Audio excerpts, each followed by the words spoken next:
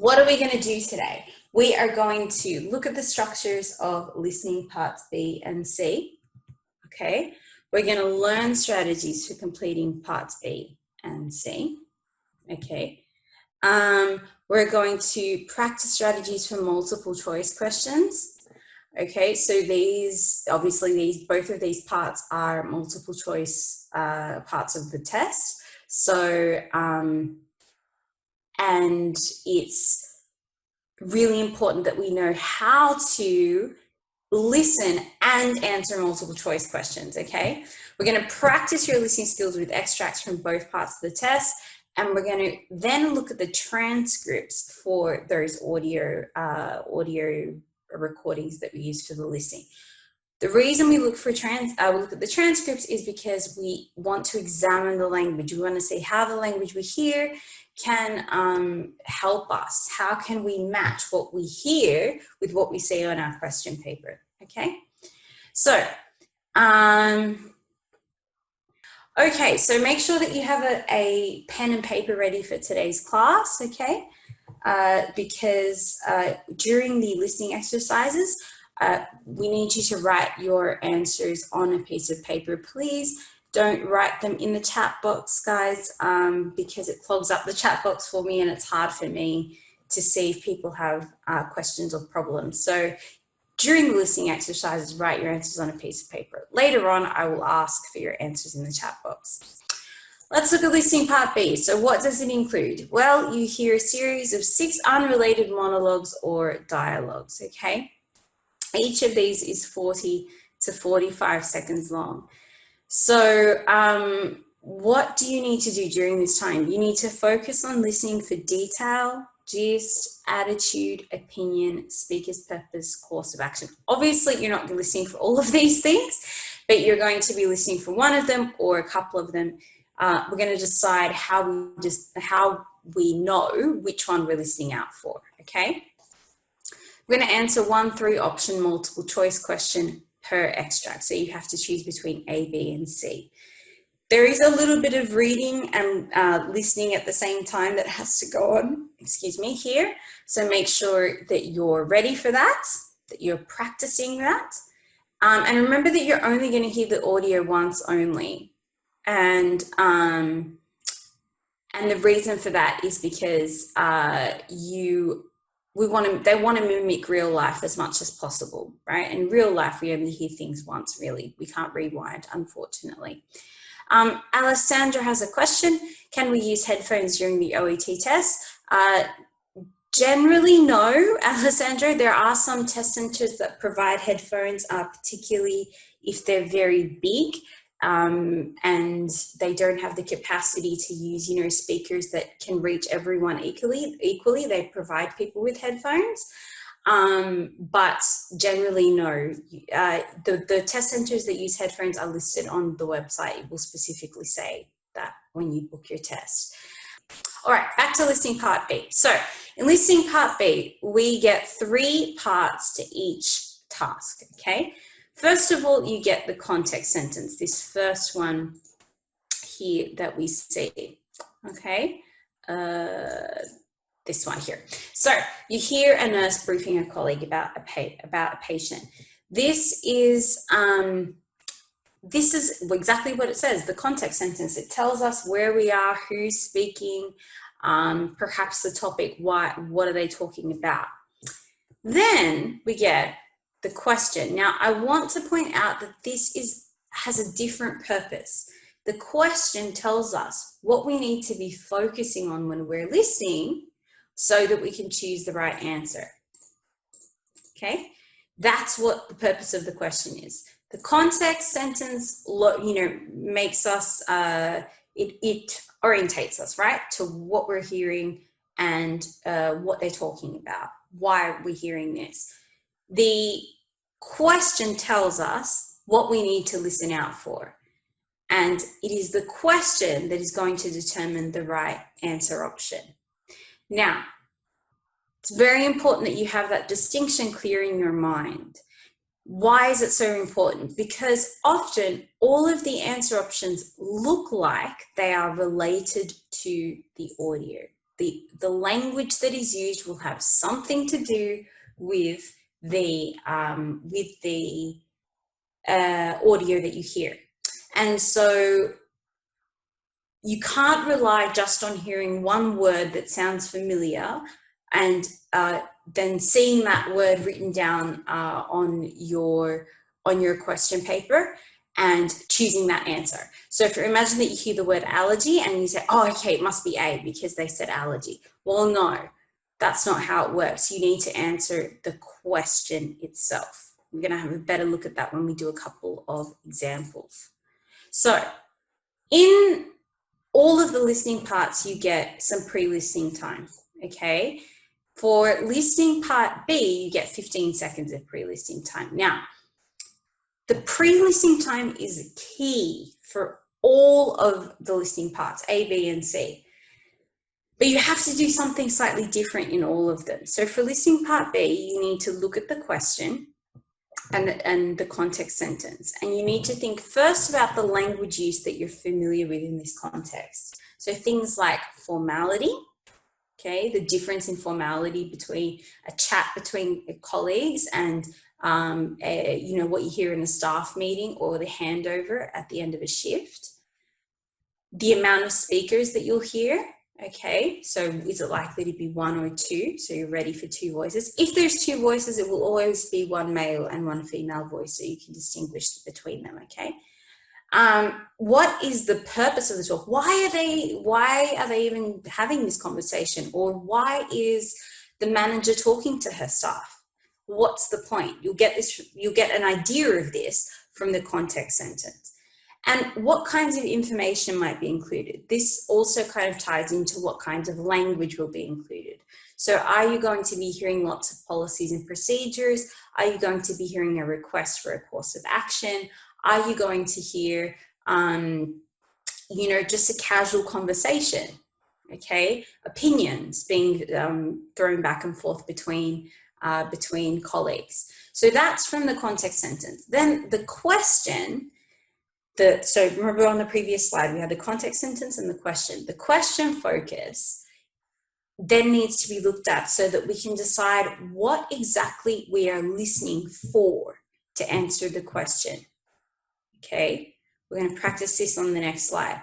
So just to make it clear as well, you're allowed to underline and circle keywords during this pre-listing time. So please do that.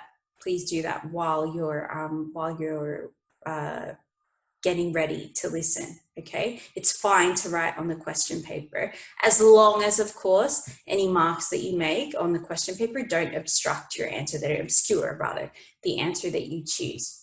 So let's practice what we just talked about with the question that we saw earlier. So here's our context sentence. Can anybody in the chat box, can you write down the key words that you see in this context sentence?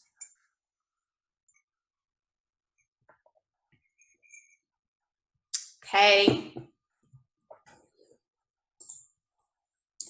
Careful with your spelling, guys. Nurse briefing her colleague. Yeah. Okay, that's the suggestions I'm getting from most people. All right. So nurse briefing a colleague. I would also say colleague is important too. About her patient. Okay. And what about in the question?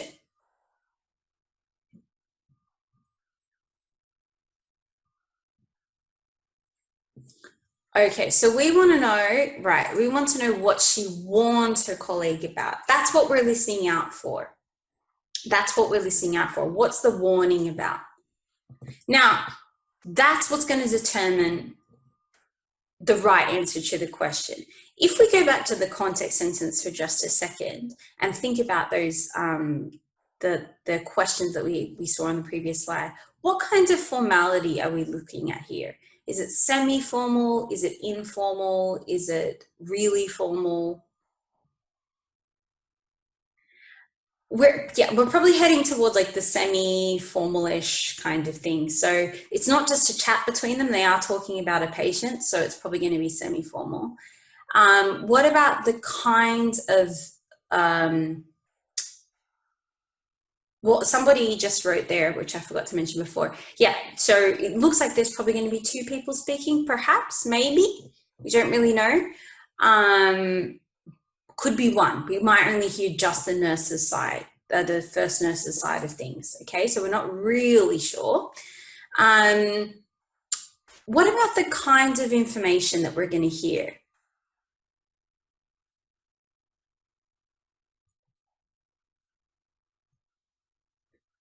We're going to be exactly, well done. I think, yeah, Elisa. So we're going to be hearing information about a patient. We're going to be hearing some details. And what we actually need to listen out for here, remember I said that we need to listen out for detailed information or a course of action or etc. Here we're listening out for a specific detail. In this case, the warning.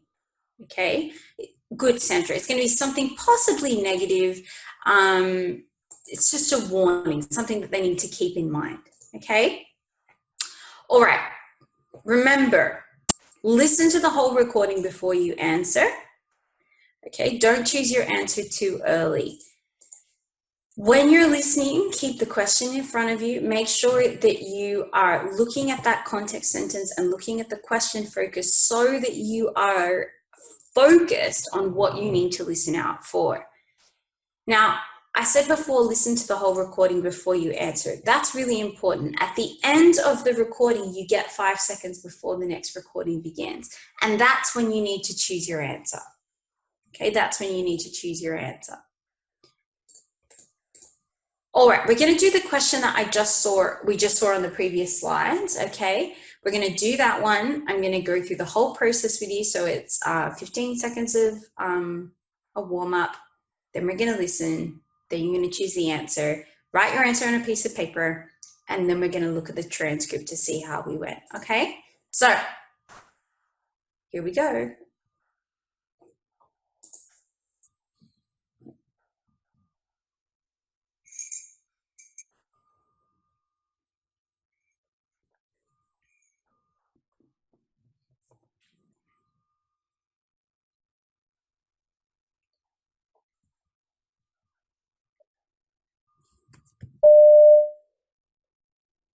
Mrs. Green was admitted last night for pneumonia. She came in yesterday with a cough, fever, dizziness and chest discomfort. She's a healthy 60-year-old with a history of right knee replacement 5 years ago. She's on a regular diet and has no allergies. She's at high risk for falls due to her dizziness. We changed her IV antibiotics to oral, which she's tolerating well.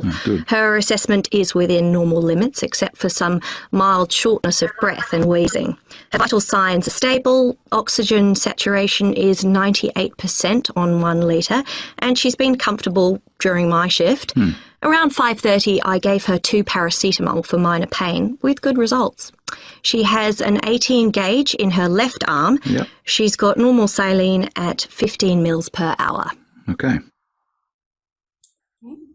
Make a decision about your answer.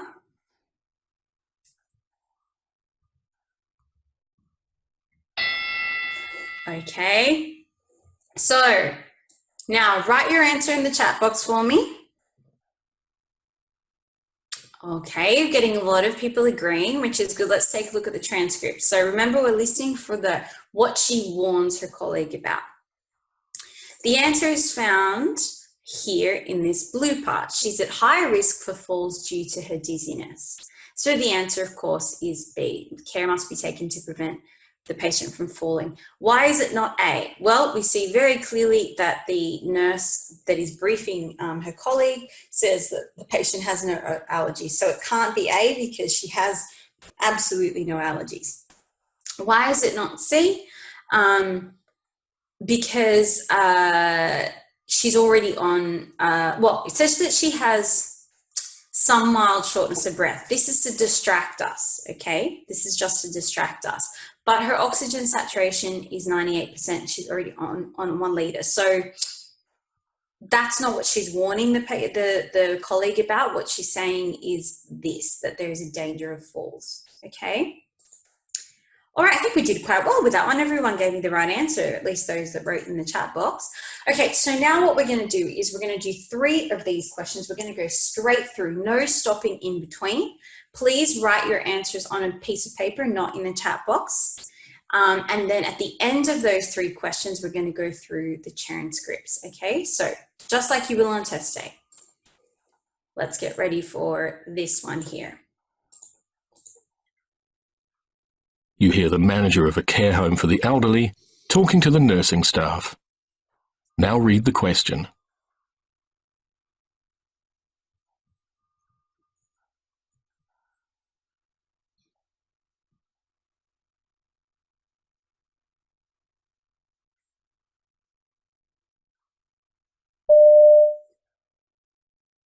Now, a quick word about the administration of medication.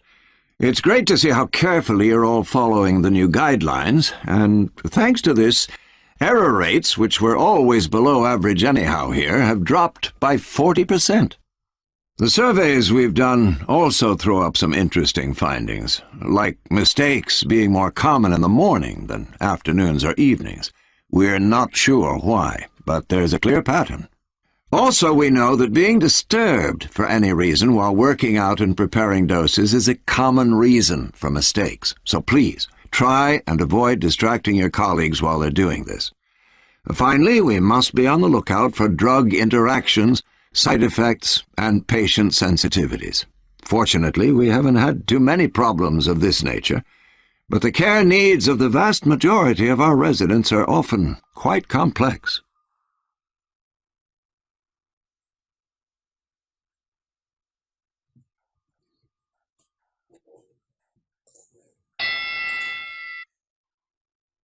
You hear part of a morning briefing on a hospital ward.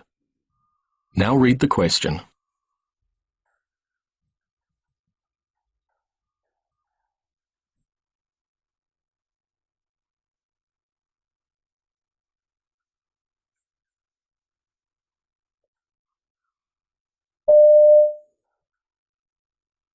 Right, so overnight admissions to the ward. Greg, could you start us off? Sure. We have Sue Deans in bed 5. She's a 54-year-old female who was brought into the emergency department by police overnight. She has a history of poorly controlled paranoid schizophrenia. She presents with chronic persecutory and paranoid delusions and also significant thought disorder. She's to remain in high dependency unit care until the stabilisation of her symptoms. We'll be observing her every 15 minutes and monitoring the level of her distress, psychosis, and any response to interventions offered. Okay. I'll review the clinical and detention status this afternoon. Now, what's the plan for discharge? Social work interventions required for placement and community support options, and that's been booked for tomorrow. Also, an application for the appointment of legal guardian may be required. Right. We'll consider that at tomorrow's ward round.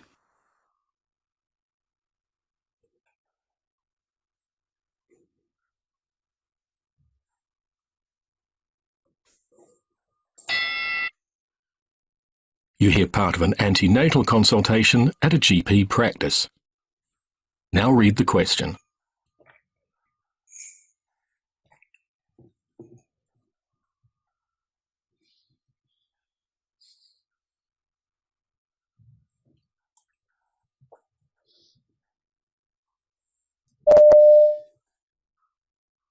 Mrs. Summer, how can I help today?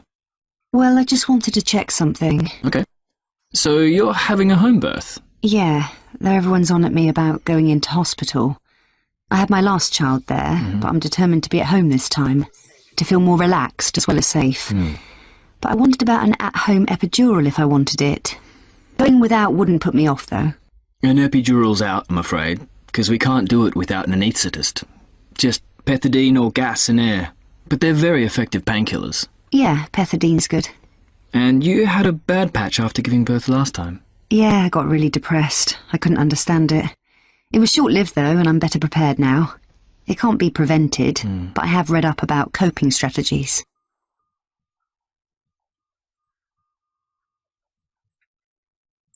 Okay, so let's have a look at those three. Let's have a look at this first one. Okay, so write your answers in the chat box just for this question, please. Just for this one. Okay, getting lots of consensus here. Okay, good. So our keywords here. We're listening to the manager of a care home for the elderly. They're talking to their nursing staff, and that we want to know what he says errors in dispensing medication usually result from. Okay, so our distractors are here in this grey part. It says mistakes being more common in the morning than afternoons or evenings. So that rules out, oh, whoops, 1 second, wrong one. That rules out C, because C says the opposite. C says the errors result from administering drugs late in the day, but it says that actually mistakes are more common in the morning, so that's out. And we must be on the lookout for drug interactions, side effects, and patient sensitivities. Fortunately, we haven't had too many problems of this nature, so can't be because he says that that's really not a huge problem. He's saying that the errors usually result from A, interruptions while calculating dosages, and it's in this blue sentence here. We know that being disturbed for any reasons while working out, preparing doses is a common reason for mistakes. Okay, and that indicates interruptions. Good job, guys, doing well so far. All right, let's have a look at our next one. What was your answer for this question?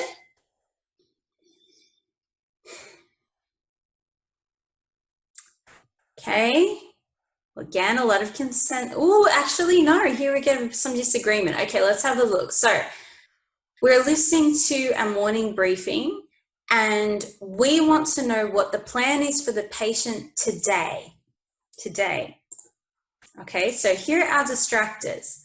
She's going to stay in the high dependency unit care. So B is out because B says she'll be transferred to a more specialized unit. And it says social work interventions required for placement and community support options, and that's being booked for tomorrow.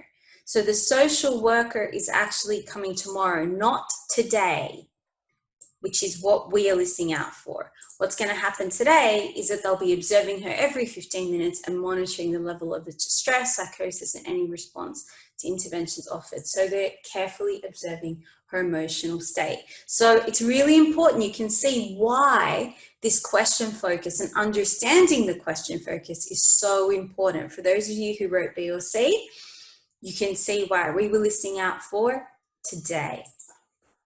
And this is also a really good example, I think, of how the answer options often all look like they have something to do with the audio. They all have some relationship to the audio. So be careful, be careful. Okay, next one. What was your answer here? Okay, getting lots of, okay, lots of C's, a couple of A's, a couple of B's. Okay, so a bit of discord going on here. Okay, so we're listening to an antenatal consultation. What are they going to be talking about in an antenatal consultation? What happens before birth, right?